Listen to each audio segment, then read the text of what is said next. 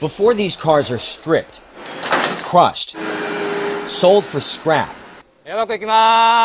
Japanese junkyard workers deploy the airbags. These photos show the terrifying damage caused by exploding airbags from Japanese car parts maker Takata. It is bad enough when you've been caught manufacturing a defective piece of equipment that has already cost lives. Worse, when you try to lie your way around it and then get caught again.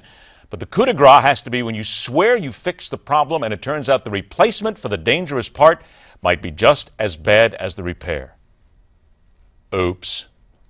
Put this thing into gear. Let's get to it with the woman who knows more about cars than Jay Leno. And he, of course, refuses to admit this. The car coach, Lauren Fix. Good to talk to you again, Lauren. Good to talk to you too, Ed. This is absolutely astounding. And I say this almost every time we talk about Takata because it can't seem to get any worse. At least 400,000 of the 4 million replacement inflators for their airbags are going to have to be replaced again in U.S. vehicles. Lauren, what happened here? Well, what they did is they used the same exact airbag, which I think is totally genius on their part. Of course, I'm being sarcastic. But they put in a desiccant pack. And that's sort of that little package you get that says do not eat that you see in purses and shoes and things like that. Sure, it's the one that basically takes moisture out of things when you have it in there. Right, but it doesn't have a lifetime. You can't use the same desiccant pack forever. After 2 years or 4 years or 6 years, depending whether you live in Houston or New York or Florida, that obviously humidity levels are different. That no longer has value. So they're saying that, oh yeah, maybe 4, 6, 8 years from now they're going to be replaced, and this is where we have a problem where NHTSA, has stepped in and said this has to be a global recall. And then in addition, on top of that, this is what went in front of Congress, is when he said, yeah, there's 10 different airbags, but we are using some of the other ones over again.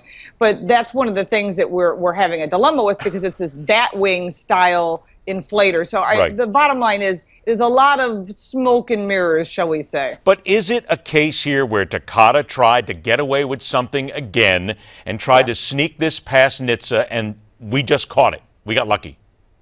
I think we did get lucky on this one because I think the fact is a consumer who took a car in, maybe you had a Honda or a Toyota or whatever brand, because those are the Japanese tend to be the bulk of the brands that have this problem with the Takata airbag, and you thought you fixed it, you now have to bring that vehicle back again. And the fact that they only have 7 of the 10 manufacturers already keyed in means you have to continually go every day to check safercar.gov to see if your vehicle is on the list. Is kind of infuriating on NHTSA's side because they're not prepared. They don't have enough staff is the story. And on the other side, Takata didn't tell us the truth. Lauren, this is unconscionable. I mean, when you think about it, this is a group right here that put in defective equipment that has killed people, that has been a part of people dying, and they're looking to get away with it again. I mean, is there anything else that NHTSA can do? I mean, this is the kind of company you ought to shut down and say, take your stuff, get out, and don't come back. No, I'm with you. I would love to say that. Unfortunately, I don't own the company, and they probably will have some serious issues, and they probably should go out of business as far as I'm concerned. The real problem that we're having here is these airbags are a safety feature that we all rely on. And because we're relying on these, and NHTSA checked them out and said, hey, yeah, it's a regional thing, they now want to eliminate all regional recalls, which I agree with. If you're going to have a recall, it's a recall. If I lived in Florida and now I live in Boston, it doesn't make a difference. I have a problem with my car. I need it fixed. And as far as I'm concerned, Takata is 100% at fault here, all because of the almighty dollar. Tell them they can't sell any automobiles in America, and maybe that would affect their bottom line. Maybe that would be something interesting to see. That all right. Do it. 90 seconds left. Let's get to something interesting here. Audi's throwing everything they know into the next generation A8, including, I love this, gesture controls. What is that? Right. Now, some is BMW and some is Audi. When it comes to Audi, they've got pre-sense and preload limiters, and it's cool. You can wear your polarized sunglasses with their new heads-up display. I just spent 2 days test driving the A6 and the S6 and the new S7. I know you want to be there, Ed. Great vehicles. Just stop. If you do that again, just don't do that.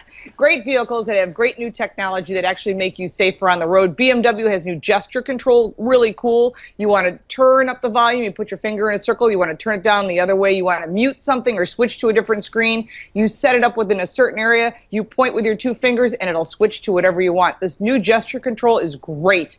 It's so easy to use. It's really cool. It's very intuitive.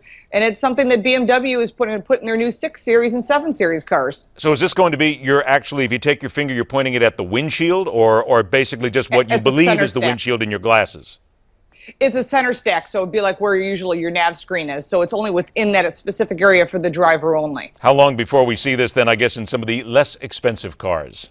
Well, you're going to see it coming out in August in BMWs and the less expensive cars. I bet you within less than a year, because technology is moving very fast. And would you say that Audi is on top of this? I mean, they're the ones leading this technology right now?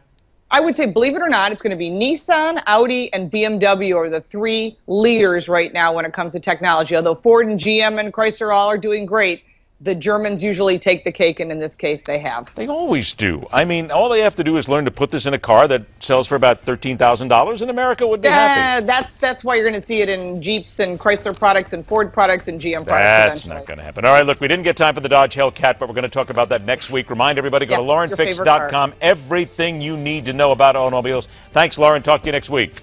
Thanks. Take care, Ed. Coming up next, the nation seeking freedom, crushed again on MidPoint.